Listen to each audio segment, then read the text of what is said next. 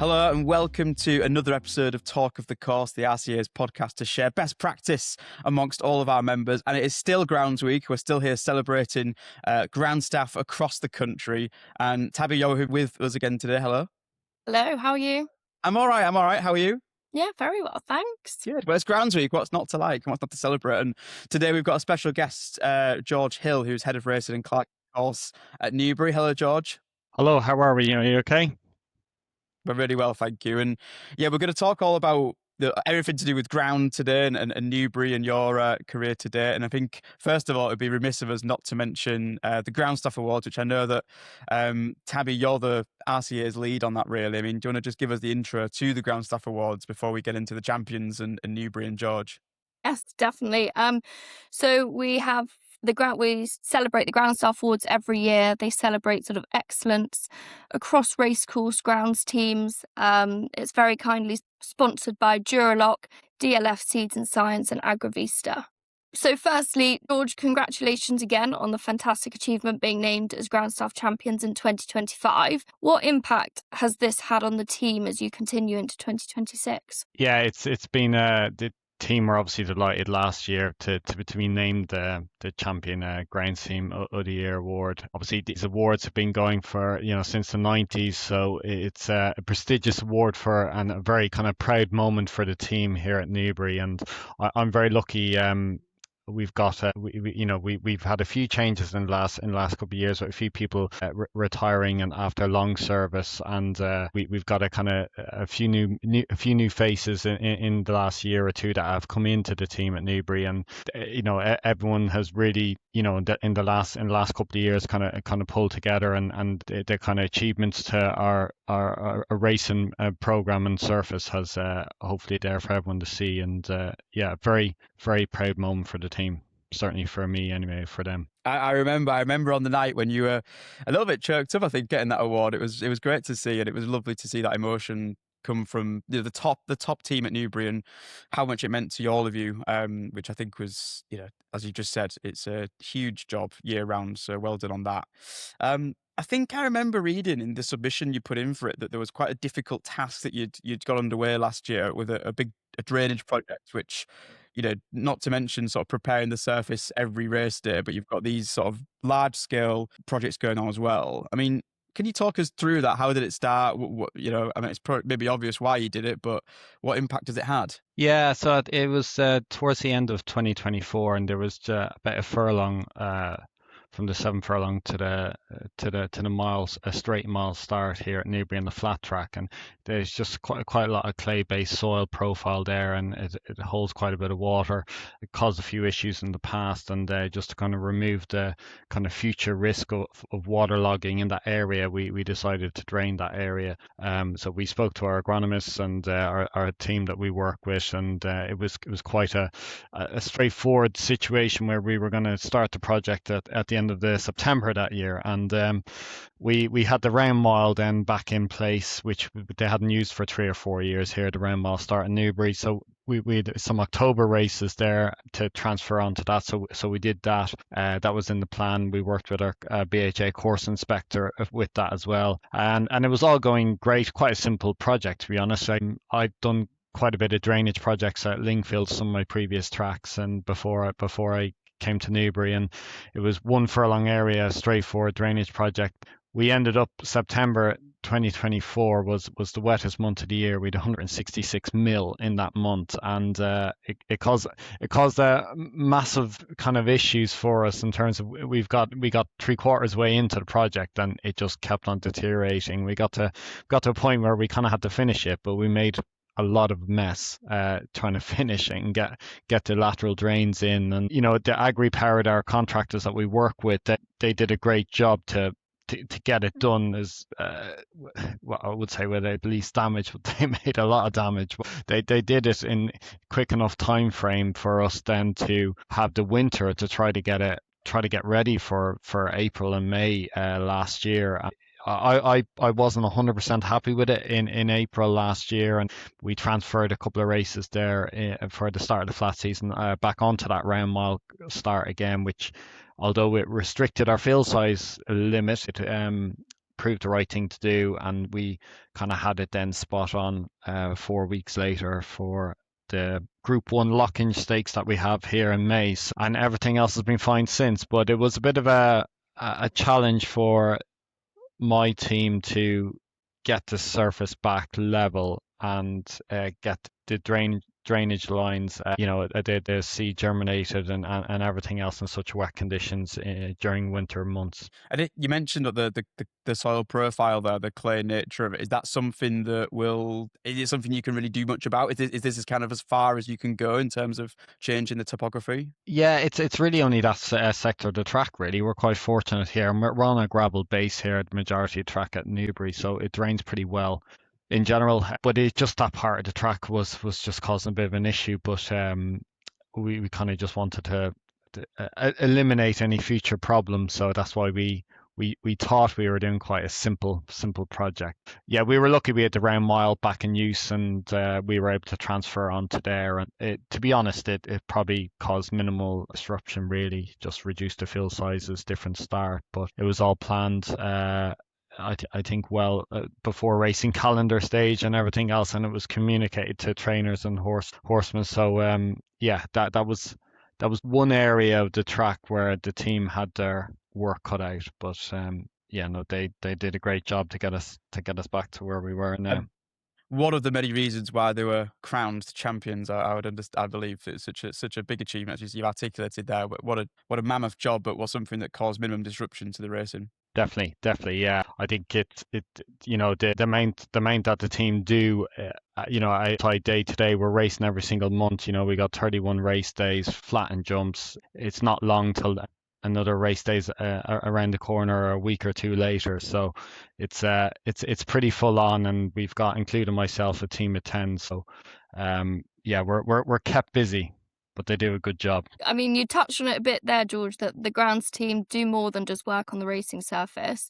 What other areas do the Newbury grounds team get involved with? So, well, Newbury here, as many will know, there's over 225 acres here. And in recent times, the last, 10, 15 years, a lot of people will obviously know there's been a massive housing development as well built around the racecourse. So we've now got over 1,500 properties or units between apartments and houses built around it, and they stretch all the way down from literally the pull-up all the way down to the straight mile now, which is quite an impressive kind of theatre, really, when you're walking the track and you're looking up, and it looks like we've, the three main grandstands here at Newbury. It kind of just keeps on going of the apartment blocks and the houses going down, a bit of a shot-in effect, really, for what I like to call it. But it definitely has changed, I suppose, how we work with the community, whether it's when we start, what work we do. We've had to switch to electric equipment and stuff to reduce noise levels during the day, and a lot of people are working from home now, as we know, across different sectors. But going back to the question, it's a big estate. There's a lot of woodland around as well, and a couple of years ago we purchased a nature reserve down near the straight mile start as well, so an area of land there which has taken a bit of work, but we'll touch on that later on. So a lot of kind of community work, really, as well, and looking after the wider estate. There's a lot of events on. Obviously we got 31 race days, but we'll have over 150 events on as well on top of that. So there's plenty going on, and there's a golf range in the centre course as well. So there's stuff going on every single day that the team are kind of having to work around as well. I mean, it's a mammoth task, isn't it? Did I read somewhere that you have a lovely herb garden that the team look after as well, and then that's used within the racecourse catering? Yeah, that's right. So our catering team, Levy, in partnership with us here at Newbury, and they have done for a number of years now. And we came up with the idea of creating what was an area within the grandstand near the north entrance, an area of the racecourse which didn't really get much footfall or wasn't really being utilised for anything as such. So we decided to turn it into a herb garden, and to be honest, it's quite a big area.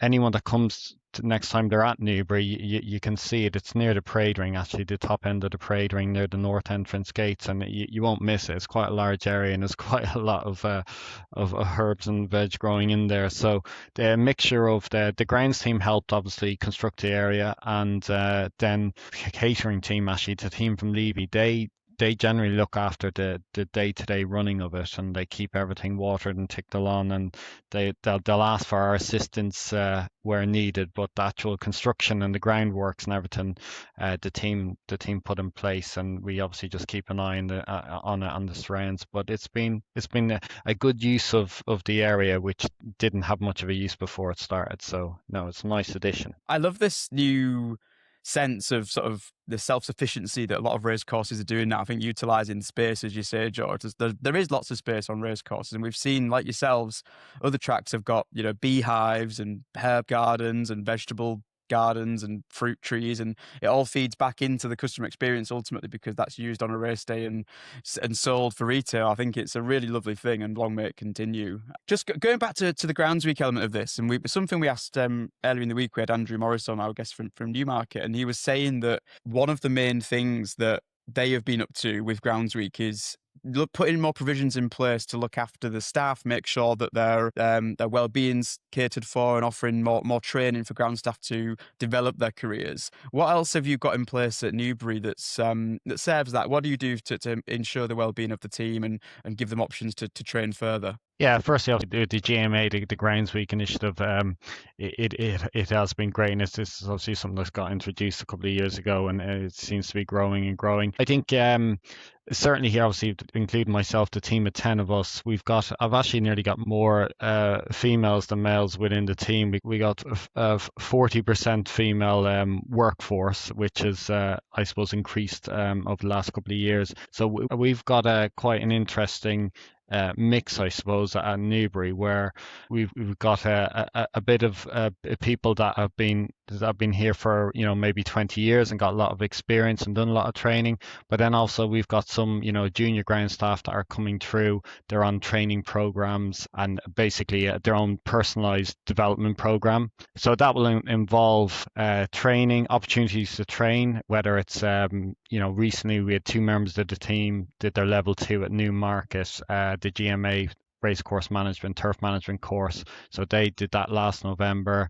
We've had another 2 just done their Lantra-based cross-cutting and felling chainsaw courses, and spraying tickets as well, the PA1 and PA6 spraying tickets as well over the last couple of months as well. So each opportunity, there's opportunity for each individual. We do a couple of appraisals, I suppose, and people always think, oh, appraisals, they're the worst thing in the world, really, to sit down with your manager or line manager to go through what your future is or your performance is. But it's been good, I think, for here, because we've used it as an opportunity to help everyone on an individual basis what they want to achieve, and it certainly it is working for them and working for us, and it means they're developing obviously the skills they want, and in a setting that they're comfortable with. And we're lucky here at Newbury, you know, and the team here, they do look after us in terms of giving us that opportunity to develop and train and do these courses. And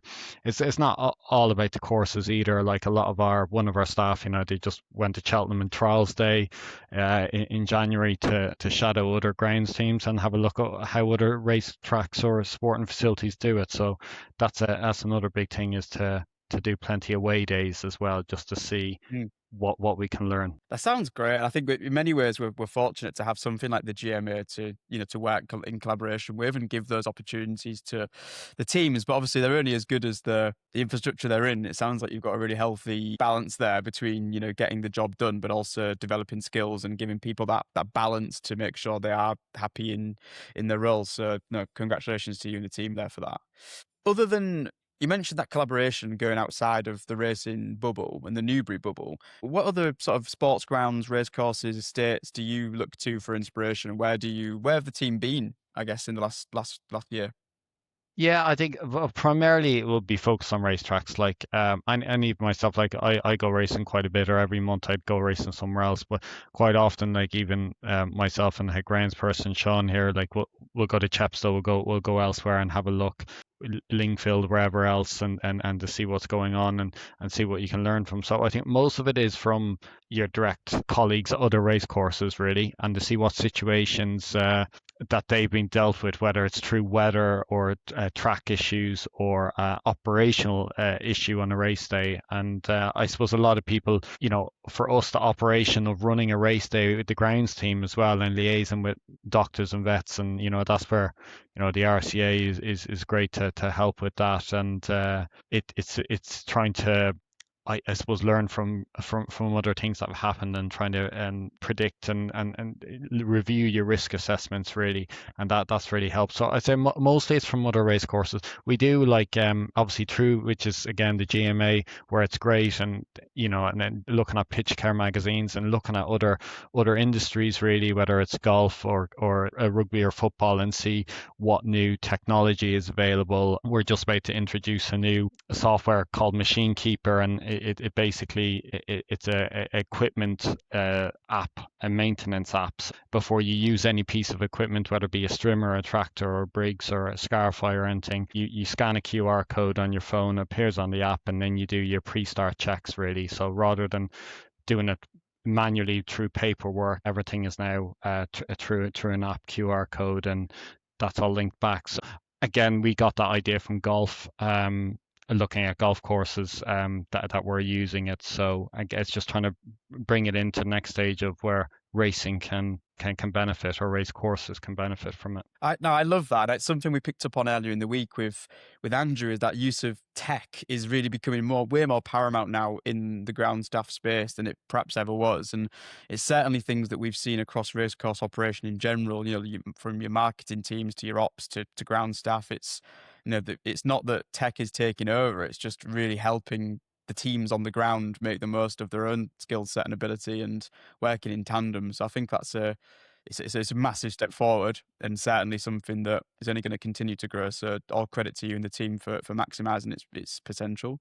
And just finally, to sort of wrap a bow on the GroundsWeek element, George, I mean, what elements can we look forward to this year? What are the new things that you're going to be trialling at Newbury to sort of deliver the best ground possible for all of our owners, trainers, horses, jockeys who come visit? Yeah, obviously going back to technology, whether, I think a lot of people, been looking at different soil moisture and different, we're using the Vienna surface tester now, the VST ball, which measures the cushioning and compaction.